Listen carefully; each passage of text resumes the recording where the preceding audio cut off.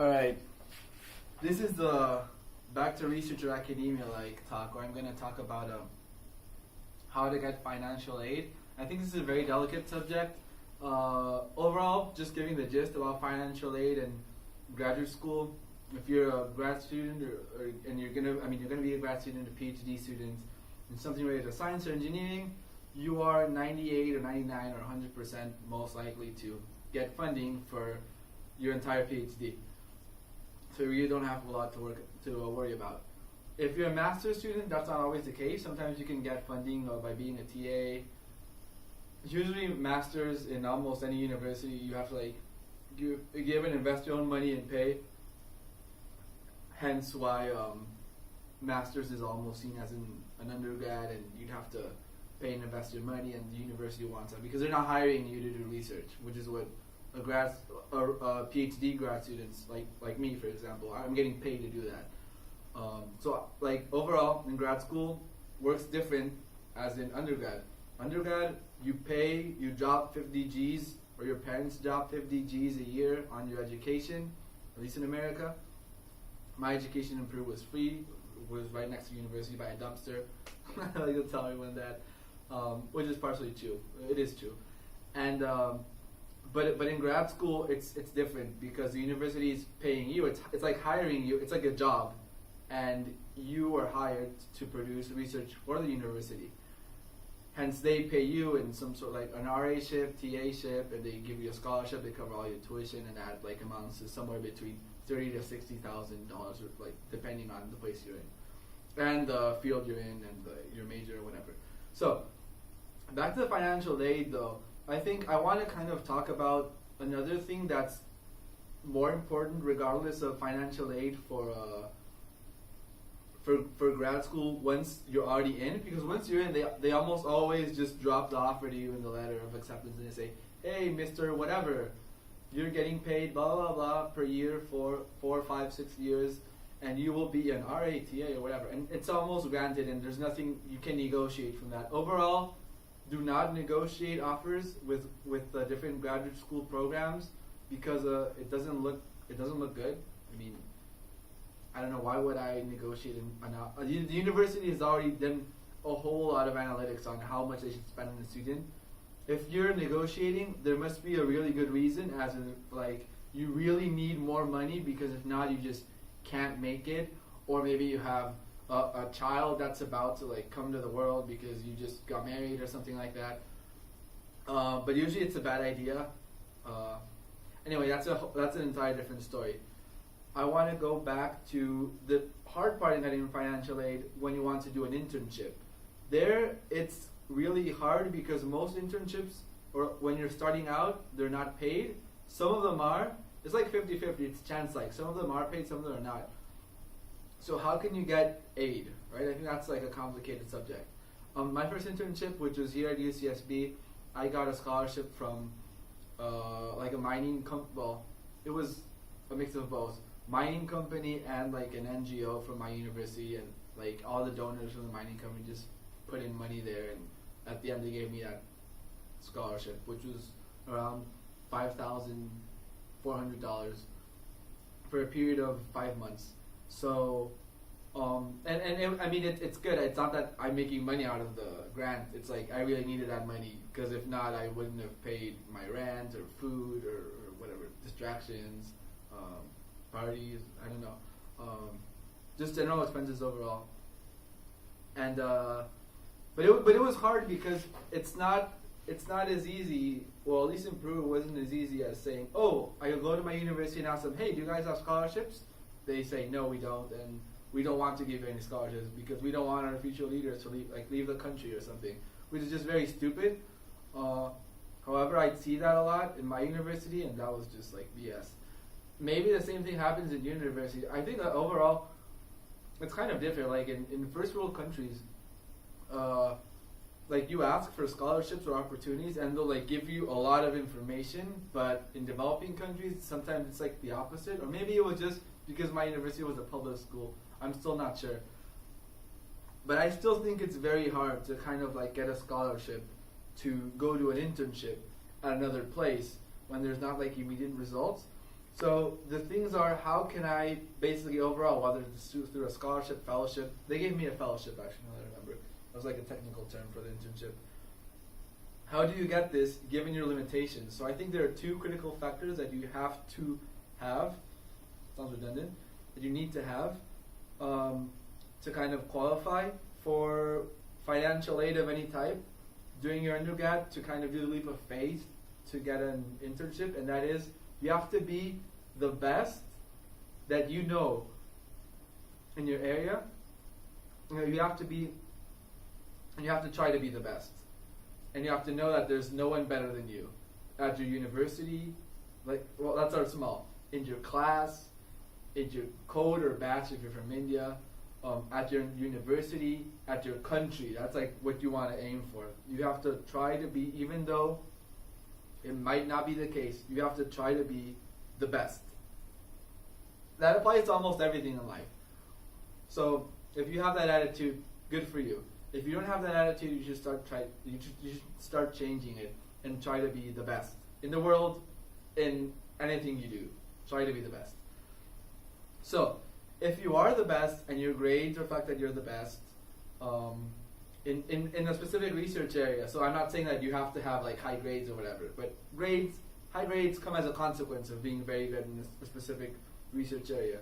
Grades most likely related to the research that you do or the courses that you do. So that's one thing. And you also want to have a good network of other scientists or aspiring scientists like you who want to get out of whatever country you're from and go to Europe or America or I don't know, Hong Kong, or like Saudi Arabia, Singapore. There's a lot of places all over the world who are just like excelling and have awesome universities now. And you kind of want to mix with them, get to start your own network of scientists or future scientists, go talk and visit like the Fulbright Center or associations for scholarships, talk to as many people as possible, go to different, even like infiltrate yourself in different meetings. And there's like a lot of stuff that you have to overcome overall, because sometimes your own university, sometimes even family or country will try to not make you get the money that you want. Even though you'll improve, they just don't want it to happen because whatever, there might be corruption or just society overall just pretty bad where you're from. So in my case, I talked to secretaries and they'd discourage me. And from my department, they discouraged me and told me, hey, you know what, you have to like be a realist, you're not gonna get a scholarship, we don't do that, whatever, blah, blah, blah. And after 4 or 5 months, I got the signature from the chancellor of my university approving funding for my internship. And the university even paid that. They approved that, like my internship, so I could get funding from another institution. So, and there's always going to be this sense of negotiating with people that you hate or you don't get along with, or that you like as well. So have as much alliances inside your university as possible. Treat people, even though you can tell that they hate you or they don't like you, treat the authorities at your university the best possible way. And yeah, overall it's just very hard and kind of unfair, because I'd see other people go for it and they wouldn't get anything, and I'd have to wait for like the chancellor to travel to Japan, and then I'd get the signature from the vice chancellor while he was a chancellor, and then he'd forward my paperwork to Fulbright or like to some other place, and then they'd give me the scholarship. So it's like really weird, really messed up. You have to kind of know how the system works, and you have to study it from a very realist point of view to know where are all the flaws and all the gaps and how you can kind of hack the system and get all the signatures that you need. Note that I'm not saying that you should do illegal stuff. I'm not saying that, because that's not what you're supposed to do. You're supposed to do everything in the legal margin. However, you must know how to exploit certain gaps in the system. Like what I said, right? The signature I got was from the chancellor of my university. However, it was actually the vice chancellor while he was a chancellor, because the original chancellor, that sounds kind of weird, was in Japan at like some sort of conference. And I think he had an issue with just signing paperwork overall for people who wanted to apply for scholarships and do internships or something like that. So you kind of like have to find those loopholes in our system. And eventually, once you start getting financial aid, please help other people do the same thing. So what I did once, I got my financial aid from this organization, and the next year, I knew of 3 or 4 people who needed financial aid too. And they were brilliant students, but they just didn't know who to talk to or the right people. And I had already done all that work. And there was previous people before me who had also done that work, and they've kind of like, it goes generation by generation or year by year. So we always want to ask. And what we did at the end was like, we just kind of hijacked this closing ceremony at this mathematical institute, and I kind of like gave a speech and said, hey, you know what, these 4 kids, they're going to this place, they already got accepted, but they need the money, blah, blah, blah. And I got a standing ovation and applause and everything. I was like, oh, you're really eloquent, whatever.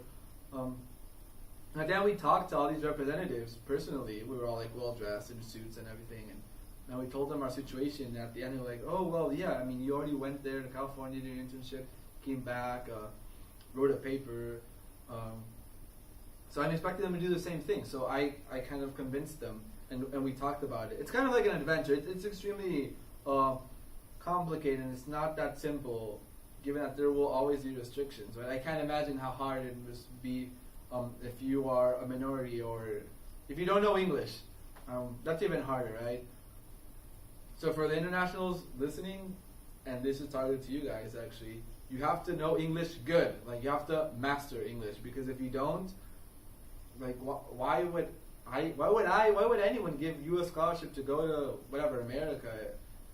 Or if you don't know French, to go to France to do research at a university there if you barely speak the language. I don't care if your area is pure math. If you can't communicate with a professor or with people there, you're not going to do anything. So I think it's 3 things at the end. First, learn English properly, good, if you're an international.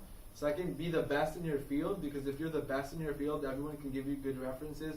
Everyone will know who you are as a consequence of being the best in your field, and you're kind of going to have that brand and image around almost everyone you meet. And the third thing is expand your network of whether it's scientists or people who are kind of like investing in scholarships or giving out scholarships. Talk to all those representatives. Go to as much meetings as you can as possible, and you're going to start frequenting like the same types of people. And yeah, that's pretty much it, I think. For grad school, financial aid is set. I mean, if it's for a PhD, you're going to get everything paid. If it's for a master's, as you said, maybe not. The hard thing with financial aid, just to give it one more, is to get it as an undergrad when you want to do an internship at another country. So if you guys have any questions, comments, any opinions, or would like to hear one of my stories of financial aid and stuff, just let me know, and I'll see you guys later.